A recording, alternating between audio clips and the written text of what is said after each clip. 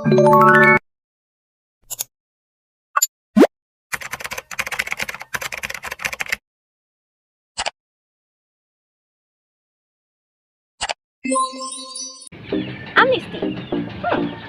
Sounds familiar, right? Maybe you have heard this word from the news, radio, in school, or maybe in your friends and peers. But what amnesty really is? Amnesty is an official pardon for people who have been convicted of political offenses. It is an act of clemency by an authority as a government by which pardon is granted especially to a group of individuals. In criminal law, sovereign act of oblivion or forgetfulness for past act granted by a government to persons who have been guilty of political crimes against the state. Amnesty comes from the Greek word amnesia, which means forgetfulness. Forgetting all what have been committed as if nothing happens. Who can grant amnesty?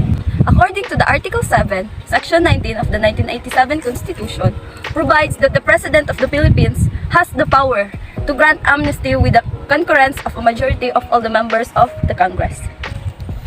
So what are the qualifications of amnesty? So amnesty is granted usually for political crimes against the state, such as treason, sedition, or rebellion. Who may file for amnesty? Any member of the CPP, NPA, NDF, and other communist rebel groups who has committed any act or omission in pursuit of political belief.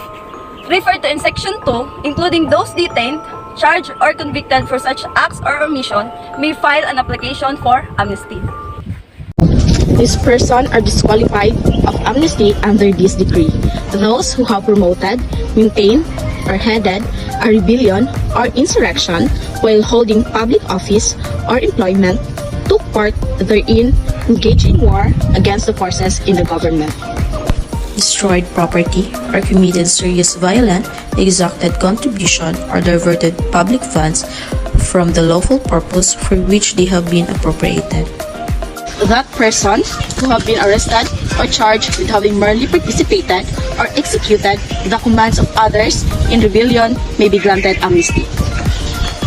And are those who have been arrested or charged with murder, homicide, serious physical injuries, crimes against chastity, robbery, piracy, arson, hijacking, violence of firearms, and explosive law and assault.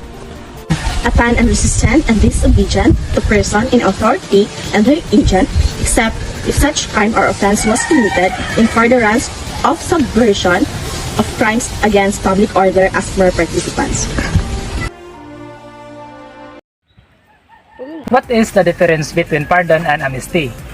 So guys, today we'll talk about the difference between pardon and amnesty. So pardon and amnesty are both legal concepts that involve the forgiveness or mitigation of legal consequences for certain actions. However, there are some important differences between the two. First, we'll talk about the pardon. Pardon is a forgiveness of a crime and associated penalties such as imprisonment or fines. It is typically granted by a government official such as a governor or a president, and is generally given to individuals who have already been convicted of a crime. Next is amnesty. On the other hand, amnesty is the forgiveness of a group of people for a specific offense or offenses.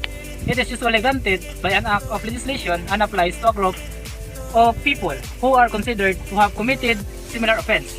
Amnesty can be used to encourage people to come forward and confess to a crime or to promote national reconciliation. In summary, pardon is usually granted to an individual who has been convicted of a crime, while amnesty is granted to a group of people who have committed a similar offense. What are the advantages of amnesty? Advantages of using amnesty may include avoiding expensive prosecutions, especially when massive numbers of violators are involved, prompting of violators to come forward who might otherwise have eluded authorities, and promoting reconciliation between the offenders and the society.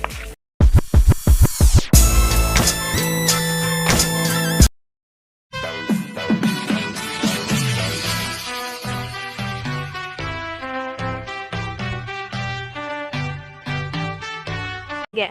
1, 2, 3. That would be all. Thank you.